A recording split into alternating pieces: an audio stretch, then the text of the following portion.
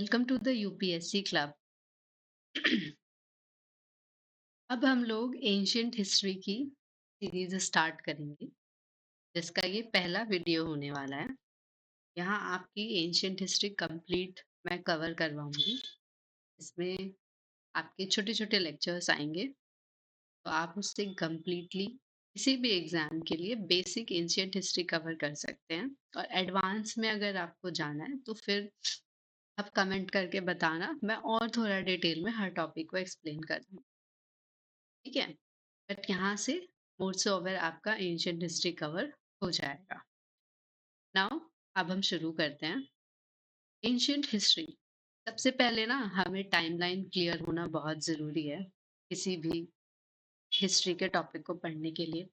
Usually बच्चों को बहुत कंफ्यूजन होती है कि बीसी और एडी ये है क्या। ठीक है, तो जो जीसस क्राइस्ट का बर्थ था वो हम जीरो यानी कि एक पॉइंट मान के चलते हैं, जहां से उससे पहले वाला टाइम पीरियड तो हम बीसीई बिफोर क्रिस्ट काउंट करके चलते हैं। और उसके बाद वाला टाइम हमारा होता है एडी यानी कि एनो डोमिनो। अब जो हम ancient history Indian point of view से कवर करते हैं, वो हम करते हैं कि भाई हमारा जो प्री हिस्टोरिक टाइम था, ठीक है, पाषाण काल जिसे कहते हैं, वो वो वाला जो टाइम था, वहां से लेके जो 7th सेंचुरी का जो टाइम था, ठीक, वहां तक हम एंशियंट हिस्ट्री को कंसिडर करके चलते हैं। ठीक है, अब चूंकि हमारे पास हमेशा से तो एविडेंस मौजूद नहीं थे, मतलब जब आपका स्टोन एज चल रहा था तो एट दैट टाइम भाई कोई रिटन टेक्स्ट वगैरह तो होता नहीं था। तो जो हिस्ट्री हमारी कंस्ट्रक्ट की गई है पढ़ाई के लिए, वो हमें दो चीजों से मिलती है। एक तो रिटन टेक्स्ट होता है, जो भी हमारा आज हम देखते हैं, हम रिटन फॉर्म में पढ़ रहे हैं सब कुछ। लेकिन जब हमारे पास रिटन टेक्स्ट अवेलेबल नहीं थे जिस टाइम के, ठीक है, आर्कियोलॉजी की हेल्प से हमें वहां पे देखना पड़ता है हिस्ट्री को। इन दैट जो भी एक्सकेवेशन के टाइम पे चीजें मिली हैं, हम उसका यूज करते हैं। प्लस जो भी आपके आसपास ऑब्जेक्ट्स मिलते हैं, हम उनका यूज कर लेते हैं एक्सकेवेशन में। नाउ रिटन टेक्स्ट वहां पे नहीं है। जैसे हम स्टोन एज की बात करें, ठीक है, इवन हड़प्पन एज का आपका रिटन टेक्स्ट अवेलेबल तो है, बट आज तक उसे हम डिसाइफर नहीं कर पाए हैं। तो वो भी हम आर्कियोलॉजी में ही मान के अभी तक चलते हैं। नाउ अगर मैं बात करूं तो स्टोन एज और कॉपर एज और ब्रॉन्ज एज, अर्लियर टाइम को हम इस एज क्लासिफाई करके पढ़ते हैं। अब जो स्टोन का यूज होना शुरू हुआ था उसको हम स्टोन एज कह देते हैं। फिर जब कॉपर का यूज करना शुरू कर दिया तो कॉपर एज, और ब्रॉन्ज का यूज जब शुरू हो गया तो हम ब्रॉन्ज एज बोलते हैं। यूजुअली जो हड़प्पन एज है, ठीक है, या जो आपका प्री हिस्टोरिक है जो अनडिसाइफर्ड है आज तक भी, हड़प्पन एज का टाइम पीरियड, क्योंकि बेसिकली क्या है ना, वहाँ के टेक्स्ट अभी तक कोई पढ़ नहीं पाया है कि उसमें लिखा क्या है एक्चुअली में। ठीक, तो हम इसलिए उसे अनडिसाइफर्ड मान के और अभी तक ऐसे ही देखते हैं कि जो आपको ऑब्जेक्ट्स वगैरह मिले हैं उसकी हेल्प से पढ़ने की कोशिश करते हैं। तो आइए शुरू करते हैं स्टोन एज से। तो अब स्टोन एज को भी समझना ज़रूरी है कि कहाँ से कितना टाइम पीरियड हम कंसीडर करते हैं, क्योंकि कई बारी ना एग्जाम्स में डायरेक्टली इसकी टाइमलाइन पूछ ली जाती है कि किसने कितने से कितने टाइम पीरियड तक पेलियोलिथिक एज थी, कितने से कितने टाइम तक मीजोलिथिक थी और कितने से कितने टाइम तक चालकोलिथिक थी। तो जो हमारी पीलियोलिथिक एज मानी जाती है वो 5 लाख बीसी से 10,000 बीसी तक मानी जाती है। फिर आया हमारा मेसोलिथिक और फिर चालकोलिथिक। मेसोलिथिक फिर 9000 बीसी से अराउंड 7000 बीसी तक। ये सारे टाइम पीरियड ना अराउंड है, मतलब एक एस्टिमेटेड है। किसी किसी किताब में हो सकता है आपको थोड़ा पहले का मिल जाए, किसी किसी किताब में हो सकता है थोड़ा एक कुछ आगे पीछे टाइम पीरियड मिल सकता है। बट हाँ, मोटा मोटा आप इसे ही मान के चलेंगे। फिर है चालकोलिथिक, जिसमें 7000 बीसी से 1000 बीसी तक हम मान के चलते हैं। अब बस टाइम पीरियड क्लियर हो गया है ना, तो अब बहुत इजी हो जाएगा पढ़ने में। अब हम सबसे पहले ना पीलियोलिथिक यानी कि 5 लाख बीसी से लेके 10,000 बीसी तक का टाइम पीरियड पढ़ने वाले हैं।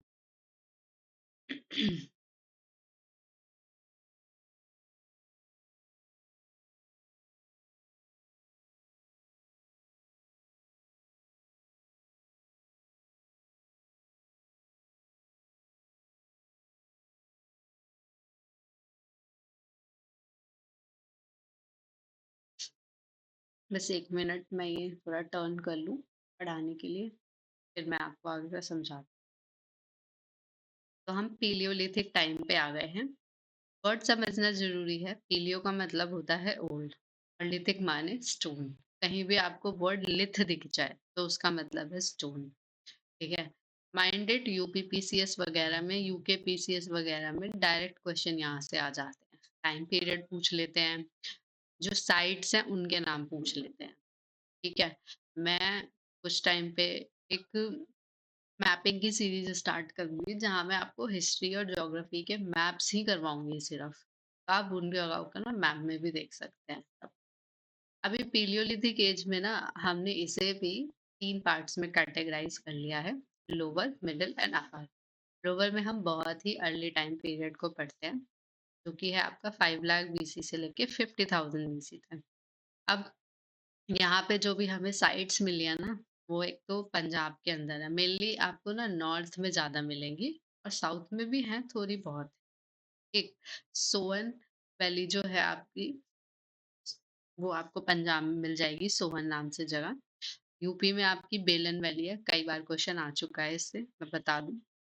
रॉक शेल्टर्स मिले थे हमें यहाँ पे। राजस्थान में दीदवाना नाम की जगह है। महाराष्ट्र में नेवासा, ठीक है? कर्नाटका में हुमसाई या हुंसी। अब कश्मीर में पहलगाम। ऐसे भी पहलगाम तो बहुत न्यूज़ में रहता है, तो यू कैन कोरिलेट कि भई ये आपका पैलियोलिथिक साइट है, और वो भी कौन-सी पैलियोलिथिक साइट है? बहुत ही अर्ली टाइम पीरियड वाली, अराउंड 5 लाख बीसी से लेके 50,000 बीसी तक वाली। महाराष्ट्र में जो हमें साइट मिली है, वहाँ पे हमें ऑस्ट्रिच के एविडेंस भी मिल जाते हैं देखने को, और यहीं पे सबसे पहली बार हमें इंडिया के अंदर ऑस्ट्रिच के एविडेंस देखने को मिलते हैं, और साइट का नाम था वो पाटनी, ठीक। और जब हम इनकी स्टडी करते हैं तो हमें यहाँ से पता चलता है कि ये लोग फायर के बारे में जानते थे पहले से, ठीक है। अब आते हैं हम मिडिल पैलियोलिथिक एज में, तो 50,000 बीसी से लेके अराउंड 40,000 बीसी तक का टाइम पीरियड कवर किया जाता है यहाँ पे। अब ये हम इसमें क्या देखते हैं, ये फ्लिक टेक्नोलॉजी का यूज़ करते थे वहाँ के लोग, और हंटिंग और फूड गैदरिंग पे ये आ गए थे, शिफ्ट हो गए थे फूड गैदरिंग पे। हंटिंग अभी भी चल रही थी, बट फूड गैदर करना ये लोग शुरू कर चुके थे। नाउ अपर पैलियोलिथिक एज में जब हम जाते हैं, यानी कि 40,000 से 10,000 बीसी तक का टाइम जो था हमारा, ये बेसिकली प्लिस्टोसीन टाइम पीरियड, अगर किसी ने ज्योग्राफी की स्टार्टिंग पढ़ी होगी तो वहां पे बताया गया होगा ग्रेट प्लिस्टोसीन, है ना, क्या होता है।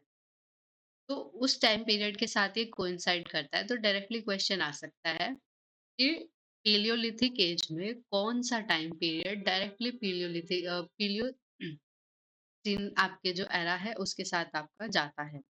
तो पीलियोस्टीन के साथ आपका अपर पीलियोलिथिक एज का टाइम पीरियड जाता है, और यही वो टाइम पीरियड था जब आपका होमो सेपियंस जो थे आपके, वो अपीयर होना शुरू हो गए थे, ठीक है। होमो सेपियंस, अब लोग क्या बोलेंगे कि मैम आप क्या क्या बात कर रही हो, इंसान क्या इससे पहले नहीं थे? थे, लेकिन अगर आपने बायोलॉजिकली क्लासिफिकेशन पढ़ा हो तो थोड़ा-सा निएंडरथल और ये इन सब चीज़ों में हम होमो सेपियंस, होमो सेपियंस, इनमें होमो सेपियंस सेपियंस, इन सब में क्लासिफिकेशन किया गया है। जो होमो सेपियंस थे उसके अंदर, वो आपके फर्स्ट टाइम यहाँ पे अपीयर हुए थे, और फिर उसके बाद आपका एमपी में जो है, इसकी साइट मिलती है भीमबेटका केव्स, जो आपकी मिली थी, वो यहीं पे अपर पैलियोलिथिक एज में थी। अच्छा, कमेंट सेक्शन में बच्चे बताएँगे कि भीमबेटका केव्स किसने डिस्कवर करी थी? रिसेंटली अभी ईपीएफओ का पेपर हुआ था, वहाँ डायरेक्टली ये क्वेश्चन आया था, ठीक है? अभी महाराष्ट्र में इनाम गाँव और नेवाड़ा, अगेन वो वाला जगह आ गया, नेवासा। अब काफ़ी लोगों के मन में कन्फ्यूजन आ सकता है कि मैम क्या एक साइड 2 जगह हो सकती है? तो बिल्कुल हो सकती है भई। ऐसा कोई ज़रूरी नहीं है ना कि एक साइड उस टाइम पे हुई और वो बाद में ख़त्म हो गई। हो सकता है बहुत दिन एक्जिस्टेंस रहा हो उसका। अब है राजस्थान का दीदवाना, हमने पढ़ा था कि ये आपका लोअर पैलियोलिथिक एज, यानी कि अर्ली टाइम से चलता आ रहा था, और ये फ्लिंट स्टोन, मतलब अब इन्होंने ना स्टोन को थोड़ा पैना करना शुरू कर दिया था। अब इनकी लाइफ भी थोड़ी-सी, ये लोग ना सेटल्ड लाइफ अडॉप्ट करने लग गए थे, गुफाओं में ये रहने लगे थे, और ठीक है? तो मैं आपको बता रही थी ना अभी कि कैसे हमने मतलब क्लासिफ़िकेशन किया हुआ है, तो मैंने छोटा-सा यहाँ पे भी उसका डाला हुआ है, ताकि अगर समझने में किसी को दिक्कत हो, तो वो इस पार्ट को देख सके। अच्छा, सबसे पहले हम ऑस्ट्रोफिथिसिस को देखते हैं, जब जैसे-जैसे हम ह्यूमन्स को देखते हैं। फिर होमो हेबिलस आए थे, फिर होमो इरेक्टस आए थे। होमो इरेक्टस का जो आपका स्कल है, वो आपका मिला था कहाँ? हैथनोरा में, एमपी के पास जगह है ना? वहाँ पे, नर्मदा रिवर के किनारे है। फिर आपके होमो निएंडरथल्स आए थे, फिर आपके होमो सेपियंस सेपियंस आए थे। तो बेसिकली जो हम बात कर रहे थे अभी होमो सेपियंस की, उनकी बात कर रहे थे। वैसे तो उससे पहले भी ह्यूमन्स थे ही। फिर अगर हमसे ये पूछा जाता है क्वेश्चन कि भाई भीमबेटका केव किसने डिस्कवर करी थी? मैंने अभी बोला भी था कि कमेंट ज़रूर करें। तो वीएस वाकंकर जी ने ये भीमबेटका केव डिस्कवर की थी। अब हुआ क्या है, आप इसकी स्टोरी याद रख सकते हो छोटी-सी, क्योंकि मुझे भी ऐसे ही याद रहता है स्टोरी से। ये ना एक बार ट्रेन में जा रहे थे, ट्रैवल कर रहे थे। अब ट्रेन में ट्रैवल करते-करते इन्होंने ऑब्ज़र्व किया कि भई कुछ गुफ़ाएँ वग़ैरह दिख रही हैं। अब हमारी और तुम्हारी तरह नहीं थे ये, कि बस मज़े ले रहे हैं नज़ारों के। ये ऑब्ज़र्व कर रहे थे। अब ऑब्ज़र्व करते-करते इन्होंने ये केव ऑब्ज़र्व कर ली, तो पास वाले स्टेशन पे रुके और फिर चले गए अपना केव वेव डिस्कवर कर ली। तब ठीक है? तो ऐसे आप याद रखना। अब अगर वैसे पूछा जाए कि आपका पहली रॉक कट केव किसने डिस्कवर करी, बेसिकली पेंटिंग्स जो होती है ना रॉक कट केव के अंदर, वो पहली बार किसने डिस्कवर करी पूरे इंडियन सब कॉन्टिनेंट में? तो आप फिर लिखेंगे आर्कियोवोल्ड कार्लिक का नाम। ठीक है? अब जब आपका क्वेश्चन आया था ईपीएफओ में, बड़ा कंफ्यूजिंग था। वहाँ अलेक्जेंडर कुनिंघम और वीएस वाकंकर 2 ऑप्शन ऐसे थे जहाँ बच्चे बड़े कंफ्यूज हुए हैं। तो आप कमेंट करके बताना कि ये अलेक्जेंडर कुनिंघम कौन थे? मैं इतना बता दूँ कि आर्कियोलॉजिकल सर्वे ऑफ इंडिया से रिलेटेड थे। ठीक है? अभी फिर हम मूव करते हैं आपका मेसोलिथिक टाइम पे।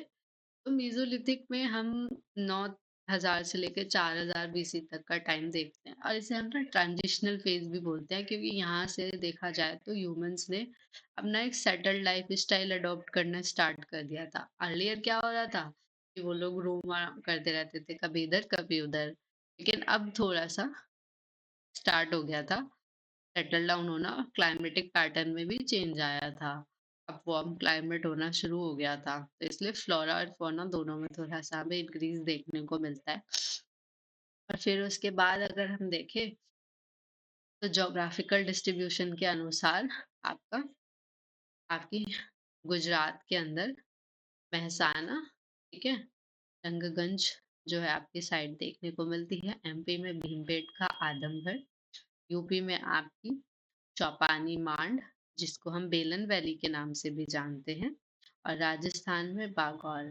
और यहीं पे हमें अर्लीस्ट एविडेंस मिलते हैं आपके एनिमल्स के डोमेस्टिकेशन के। और कर्नाटका में आपके संगाकल्लू, जो कि साउदर्न कर्नाटका में भी मिलता है, और तमिलनाडु में तुतिकोरन में।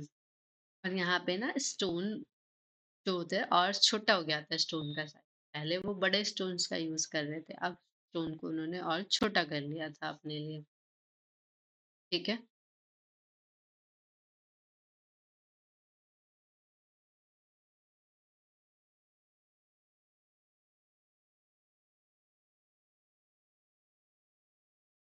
तो ये तो मैं आपको बता ही चुकी हूँ कि कैसे आपके होमो सेपियंस वगैरह आए थे और कब ये अपीयर हुए। Now we come to neolithic sites. तो 7000 बीसी से 1000 बीसी तक का हम टाइम मान के चलते हैं यहाँ पे। और ये जो फूड प्रोड्यूसिंग का काम शुरू कर चुके थे, यानी कि एग्रीकल्चर प्रैक्टिस करना शुरू हो चुका था। और ये गॉड इम्प्रेस्ड पॉटरी, ठीक है? जो अब आप देखो ना, एग्रीकल्चर प्रैक्टिस करना इन्होंने शुरू कर दिया है, दैट मीन्स भाई जो उगा रहे हैं वो खा भी रहे होंगे और स्टोर भी कर रहे होंगे, क्योंकि ये तो ह्यूमनली पॉसिबल नहीं है ना कि भाई आप उतना ही उगाओ सिर्फ जितना खा सको। हो सकता है थोड़ा बहुत एक्स्ट्रा उग गया हो, तब क्या करेंगे? फेंकेंगे थोड़ी ना उसे, तो वो स्टोर कर लेंगे। इसी स्टोरेज की वजह से, इसी नीड की वजह से पोल्ट्री का भी आना शुरू हो गया अब। पोल्ट्री मिलनी भी स्टार्ट हो जाएगी। तो अब हिस्ट्री ऐसे ही पढ़ी जाती है, कोरिलेट करके कि किस चीज़ की ज़रूरत कब पड़ी होगी तो वो क्यों आई। नाउ अब जो स्टोन है वो आपका टिल्ट यहाँ पे यूज़ होता है, ग्रीन कलर का स्टोन होता है ये, और ये भी काफ़ी यूज़ में देखने को मिलेगा। अब भीमबेटका में जो रॉक पेंटिंग्स है ह्यूमन, बर्ड्स और एनिमल्स की देखने को मिल जाती हैं। फिर जो नियोलिथिक पीपल्स थे ना, अब प्रॉपर्टी ओन करना भी शुरू कर दिए थे, क्योंकि हमने पढ़ा था यहाँ पे कि भई अब जो पीलियोलिथिक में अपर पीलियोलिथिक के टाइम पे आते-आते सेटल्ड लाइफ भी स्टार्ट कर दी थी लोगों ने। इनफैक्ट आपकी मेसोलिथिक तक में सेटल्ड लाइफ स्टार्ट हो गई थी प्रॉपर्ली, लोग एक जगह टिक के रहने लगे थे। तो अब क्या था कि बलूचिस्तान जो है आपका पाक में, है ना? पाकिस्तान, जिसको मैंने शॉर्ट में लिखा हुआ है यहाँ पे। वहाँ पे एक साइट मिलती है मेहरगढ़ नाम की, वो नियोलिथिक में ही देखी जाती है, और वहाँ हमको हाउसेस के एविडेंसेस वगैरह मिल जाते हैं, और कुछ क्रॉप्स भी मिल जाती हैं, वीट, बार्ली और कॉटन जैसी। फिर एक कश्मीर में जगह है बुर्जहान, ठीक है? 16 किलोमीटर है लगभग श्रीनगर से। वहाँ हमको देखने को मिलता है कि डॉग्स का डोमेस्टिकेशन स्टार्ट हो गया था, और मास्टर्स के साथ डॉग को बर्न किया जा रहा था। ठीक। और बर्च, ठीक, बर्च का हम बर्च भी देख सकते हैं, ठीक है, बरियल का स्टाइल था ये।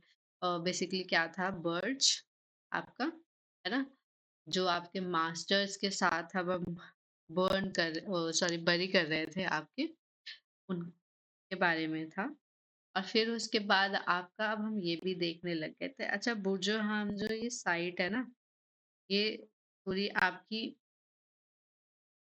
मतलब ऐसी साइट है जिसमें एक बहुत यूनिक फीचर नोटिस करने के लिए मिलता है हमें, कि लोग ना गड्ढे बना बना के लेक्स के आसपास उनमें रहा करते थे। ठीक है। फिर उसके बाद आपका, जैसे मैंने बताया था, आपका बर्च, ठीक, तो एक तरीके से मतलब कह सकते हैं टाइप ऑफ अ प्लांट हुआ करता था उस टाइम पे, कि जिसका ये लोग यूज करते थे। डॉग्स वगैरह भी डोमेस्टिकेट करते थे ना, तो भैया उन्हें आसपास थोड़ा सा ये हरियाली वगैरह भी लगा देते थे, खेती बाड़ी भी करते थे, क्योंकि फिर है आपका गुफ्तराल। ये आपकी बेसिकली यहाँ पे ना पॉटरीज वगैरह काफी देखने को मिली यहाँ पे, तो इसलिए हम केव ऑफ पॉटर्स भी बोलते हैं। और यहाँ एग्रीकल्चर और डोमेस्टिकेशन मिल जाता है हमें देखने को। फिर है आपकी बिहार में एक साइड मिली है चिरांद, ठीक है, जैसे इसे चिरा चिरंद बोलते हैं, ठीक है। बोन टू बोन से बने हुए हमको टूल्स मिल जाते हैं यहाँ पे। और फिर कर्नाटका है, कर्नाटका में हमें कंगनकालू, ब्रह्मगिरी, मस्की, टिकली हल और हल्लूल, ये वाली साइट्स मिलती हैं। और मिलेट का कल्टीवेशन भी यहाँ पे हमको देखने को मिल जाता है, ठीक है।